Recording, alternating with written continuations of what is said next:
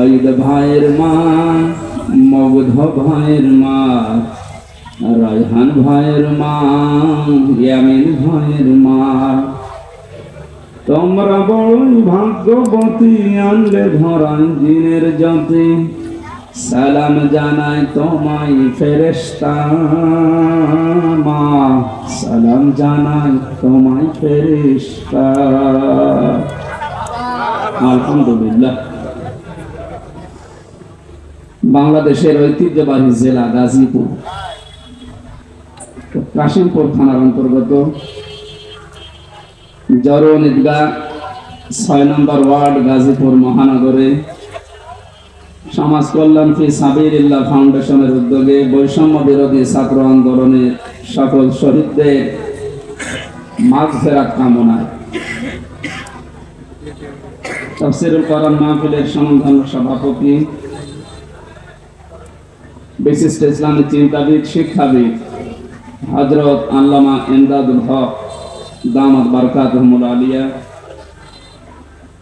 এখানে যারা আলোচনা রাখবেন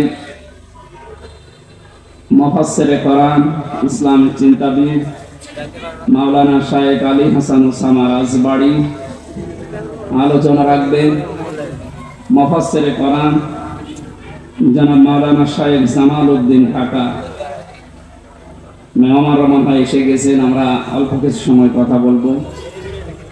মঞ্চে বসা ওলামা ইকরাম, সামনে বসা মুসলমান ভাইরা, পর্দার আড়ালের সম্মানিতা মা এবং বোনেরা, প্রাণপ্রিয় গাজীপুরবাসী, পাশে কাশিমপুর কারাগার, ওখানে আমার বহু ভাইরা এখনো পর্যন্ত আছেন, তাদেরকেও সালাম জানাচ্ছি। দল, মত, জাতি, বর্ণ, ধর্ম নির্বিশেষে কোরআনের এই অনুষ্ঠানে আমরা যারা এসেছি, মুসলমানদের সংস্কৃতি এবং ঐতিহ্য এটা। অন্তর্বর্তীকালীন সরকারের প্রধান উপদেষ্টা ডক্টর মোহাম্মদ ইউনূস কয়েকদিন আগে ঘোষণা দিয়েছেন, এদেশে কোনো ধর্মীয় অনুষ্ঠানে যদি অনুমতি না লাগে, মুসলমানদের কোরআনের প্রচারে কোনো অনুমতি, কোনো ফেরেশতা নেওয়ার দরকার নেই। গত পরশুদিন মনে হয় আমি পাবনাতে যাচ্ছিলাম কুষ্টিয়া থেকে, গোয়েন্দা বিভাগের প্রধান যিনি আছেন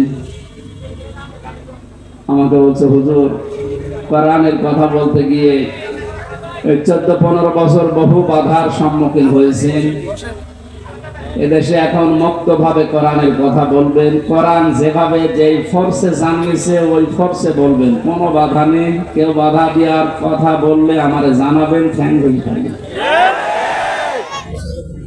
দুইটা কথা জানিয়েছে কমিটিকে জানাতে, এক নম্বরে মহিলাদের প্যান্ডেল যেন আলাদা হয়, আর ওখানে কোনো পুরুষ যেন দায়িত্ব না থাকে। 2 নম্বরে ওনাদের জন্য আলাদা অজু এবং টয়লেটের যে ব্যবস্থাগুলো ওয়ান টাইম হলেও যেন অন্তত মানুষ বুঝে 8টা 10টা 15 20টা এগুলো কমিটি করে দেয়। আমি আগে এটা জানিয়ে দেব। আপনাদের মাহফিলের মাধ্যমে সারা দেশে যেখানে তাফসীর মাহফিল, ওয়াজ মাহফিল নেওয়া আছে, আমি জানিয়ে দিলাম আপনারা এই কাজগুলো করবেন। কোরআন প্রচারে, কোরআন প্রতিষ্ঠায় এখন আশা করছি সামনে আর কোনো বাধা আমাদের থাকবে না, যদিও ষড়যন্ত্র বসেনি। গতকালকেও একটা ষড়যন্ত্র হওয়ার পায় তারা চলছিল, আমাদের ছাত্র বন্ধু যারা আছে তারা রুখে দিয়েছে। এর কয়েকদিন আগে আর একটা হয়েছিল বিচারপতি দিয়ে, সেইটাও রুখে দিয়েছে। আমার মনে হয় যাই হচ্ছে, আল্লাহ রাব্বুল আলামিন সে কাবা শরীফ ধ্বংস করতে যারা এসেছিল, সে আবাবিল পাখি দিয়ে যেমন সাহায্য করেছিলেন, পদে পদে জালেমদেরকে বিদায় দেওয়ার পরে যা হচ্ছে আল্লাহ নিজে মনে হয় হাতে করে করছেন। ইদা জা নাসরুল্লাহি ওয়াল ফাত, হে নবী, যখন সাহায্য আসবে আল্লাহর, আপনি তখন বিজয় দেখতে পাবেন। আল্লাহর এই সাহায্য ছাড়া আমাদের এই বিজয়, আমার যেটা মনে হয়, সম্ভব না। বিজয়ের ঘোষণা দেওয়ার পরে আল্লাহর আয়াত ছিল, রাআইতান নাসা ইয়াদখুলুনা ফি দীনিল্লাহি আফওয়াজা,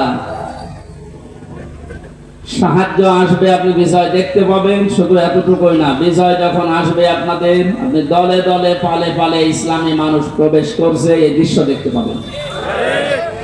আমার তো মনে হচ্ছে যে দৃশ্য আরম্ভ হয়েছে এই 18-20 দিনে। আর কোরআনে কারিম প্রতিষ্ঠার জন্য যারা একামতে দিনের দায়িত্ব পালন করছে বা করবে সামনে,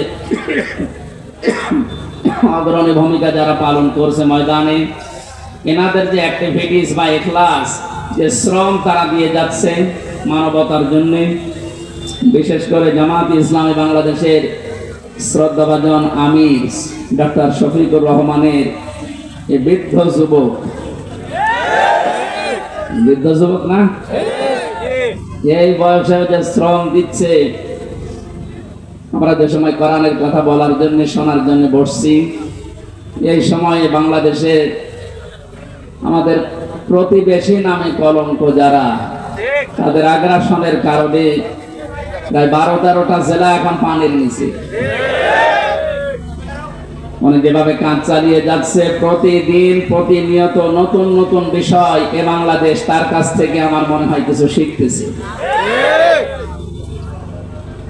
এই অবস্থায় ঐক্যের ডাক দিয়ে 75টার উপরে শুধু ইসলাম নিয়ে যারা দল করে, রাজনীতি করে এই দেশে, তাদেরকে সব এক জায়গায় করার চেষ্টায় আছে এবং সফলও হচ্ছে।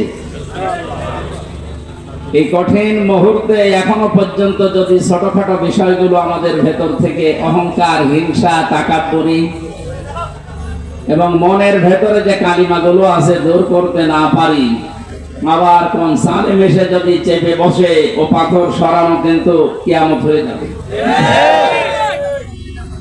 একটা উদাহরণ পড়ছিলাম, একটা হোস্টেলে 100 জন ছাত্র থাকে, প্রতিদিন তাদেরকে নাস্তায় সিঙ্গাড়া দেওয়া হয়। সিঙ্গাড়া নাম শোনেননি?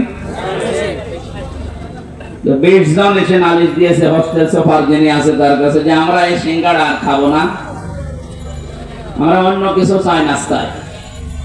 উনি চিন্তা করলেন একবারে তো হুট করে বন্ধ করা যায় না। সবাইকে ডাক দিয়ে বললেন, যে যা খেতে চাও কাগজে লিখে দাও। একবারেই 20 জন হাত তুলেছে যে আমরা সিঙ্গাড়া খাবো না। সিঙ্গাড়া খাবো না বলে যারা আদেশ দিচ্ছে বা আহ্বান জানাচ্ছে, এদের সংখ্যা মাত্র 20 জন। কয়জন? এখনো বাকি আছে বলে। এর ভেতরে হয়তো 16 জন লিখে দিয়েছে যে আমরা রোল চাই, 15 জন লিখে দিয়েছে হয়তো যে পাউরুটি কলা চাই। এভাবে দেখতে দেখতে শেষ পর্যন্ত দেখা গেল যে 20-এর উপরে আর পার হচ্ছে না। 20-এর বাইরে যারা ছিল তারা কি সংখ্যায় কম না বেশি? কত বেশি বলেন তো? 4 ভাগ। কত বেশি? এরপরেও কারোরটা পাস হয়নি, হয়েছে কারটা? ওই 20 জনেরটা। আমাদের অবস্থান সামনে কিন্তু এরকম আসতেছে। আমরা নিজেদের ভেতরে কাদা ছড়াছড়ি করে ভুল বুঝে এতদিন যা করেছি, আমরা একা করেছি তা না, আমাদেরকে করানো হয়েছে। আমি গোয়েন্দা বিভাগের কাছ থেকে বহু তথ্য পেয়েছি এই 3 বছর জেলে থাকার কারণে। ওখানে তো সব রাজা, মহারাজা, মহারথী ওখানে আছে। ওনারা জানিয়েছে যে ইসলামকে এ দেশে যেন দাঁড় করাতে না পারে, সেই জন্যে ছোটখাটো বিষয় নিয়ে মানুষের ভেতরে মতভেদ তৈরি করার জন্য জেনারেল মানুষগুলো যা করে করুক, হুজুর ছাড়া, টুপিওয়ালা ছাড়া যেন এক জায়গায় হতে না পারে। যদিও সংখ্যায় এরা একেবারে কম না। কম নাকি? আমার মনে হয় এদেশে আমরা যারা শুধু টুপি মাথায় দেয় আর কারো লাগার কথা না, শুধু টুপিওয়ালা মানুষগুলো যদি এক হয়ে যায় আর ওদের ষড়যন্ত্র যদি কাজে না লাগে, দায়িত্বে যিনি ছিলেন এতদিন 41 টার্গেট দিয়েছিলেন, অতদিন লাগবে না, 41 ঘন্টায় দেশে ইসলাম দাঁড় হয়ে যাবে ইনশাআল্লাহ। দিন যেভাবে যাচ্ছে এবং বিভিন্ন জেনারেল মানুষগুলো, এমনকি আজকে 3 জন হিন্দুকে দেখলাম, তারা ডাক্তার শফিকুর রহমানের হাতে হাত দিয়ে ইসলামী আন্দোলন করবে। জামাত ইসলামী বাংলাদেশে ওরা অলরেডি যোগ দিয়েছে। মূর্খ মানুষ না তারা, প্রত্যেকে শিক্ষিত, সবগুলো বিশ্ববিদ্যালয় থেকে অনার্স মাস্টার্স করা।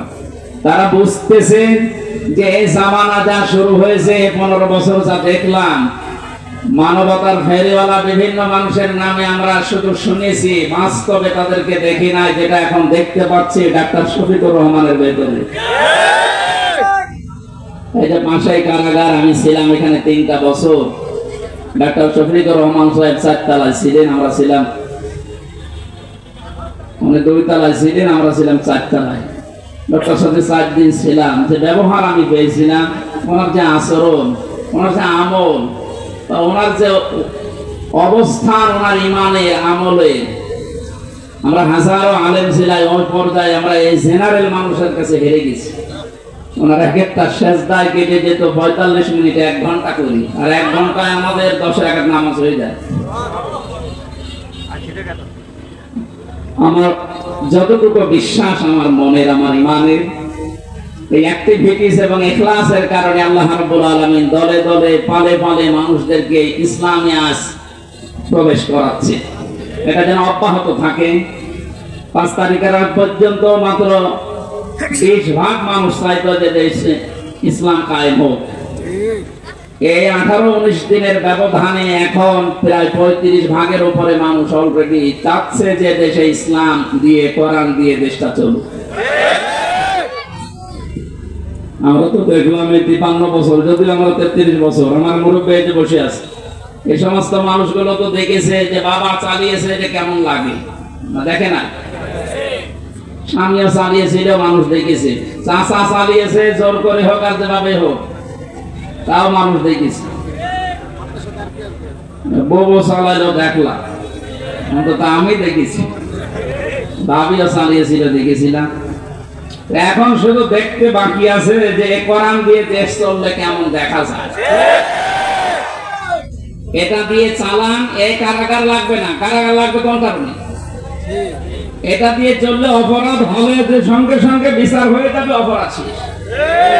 এখানে বছরের পরে বছর মানুষকে কারণে অকারণে আপনি আটকিয়ে বেকার কষ্ট দেবেন কোন কারণে? আমি যে সিঙ্গাড়ার উদাহরণ দিলাম, 100 জনের মাত্র 20 জন চায়, 80 জন মানুষ থাকার পরেও তাদের তা পাস হয়নি। এই কারণেই বাংলাদেশের মুসলমানগুলো আজ আমরা যদি এক হতে পারতাম, 3 বছরে যে নির্যাতন, জুলুম, অত্যাচার শিকার আমরা হলাম, বিশেষ করে আলেমেরা 76 জন আলেম আমরা এক জায়গায় ছিলাম, হেফাজত ইসলাম বাংলাদেশ সহ, চরমনায়ের কিছু মুরিদ ভাই সহ। আমরা একজন হিন্দু ছিলেন জেলা, এরকম আমার সামনে একটা মুসলমানকে, দাড়িওয়ালা মানুষকে একটু মনে হয় কমান্ড মানে নাই, এজন্য লোক দিয়ে যেভাবে পিটিয়েছে, ওই সময় মনে মনে হচ্ছিল যে এদেশে 96% মুসলমান আর মাত্র 4% ওরা। আর কিভাবে পেটটা কোনো খুব বেশি বড় জিনিস না, মানে ছিল না। একদিন একটু হইচই হচ্ছিল, ওই বাইরে যেতে নিষেধ করেছে, উনি একটু গিয়েছে। প্রত্যেকটা এরিয়া তো ভাগ করা আছে, একটু বের হয়েছিল রাস্তায়, যেভাবে মারধর করলো, নিচতলায় নিয়ে আটক করে, আবার এই যে ডান্ডা বেড়ে দিয়ে, মানে সহ্যের বাইরে এই অবস্থা তৈরি হয়েছিল শুধু আমাদের এই মতানক্যের কারণে। আল্লাহ রাব্বুল আলামিন ওই দৃশ্য যেন আর কোনোদিন আমাদের দেশের সামনে নিয়ে না আসে। আমরা যেন দেখতে পাই যে আল্লাহর এই কালাম দিয়ে আমাদের এই 56,000 বর্গ মাইল চলছে। আশপাশে যারা শত্রুতা করার, ষড়যন্ত্র করার দুঃসাহস দেখাচ্ছিল, ডক্টর মোহাম্মদ ইউনূসের এক ধমকে অনেকেই থেমে গেছে, কিন্তু তারা গোপনে চালাচ্ছে। তাদের তো পেছনে ভয় আছে 7 সিস্টার, যদি একবার ভেঙে যায়। ওরা যেমন বাংলাদেশ পাকিস্তান থেকে ভাগ করেছিল, এখন পাকিস্তান আর বাংলাদেশ মিলে ভারতকে টুকরা টুকরা করে ছাড়বে। শুরু হয়ে গেছে। আমাদের যেমন ছাত্ররা বিষয় এনে দিয়েছে, পাকিস্তানও মনে হয় কয়েকদিন পরে চলে আসবে ইনশাআল্লাহ। এরপরে দেখবেন ভারতও শুরু হয়ে গেছে।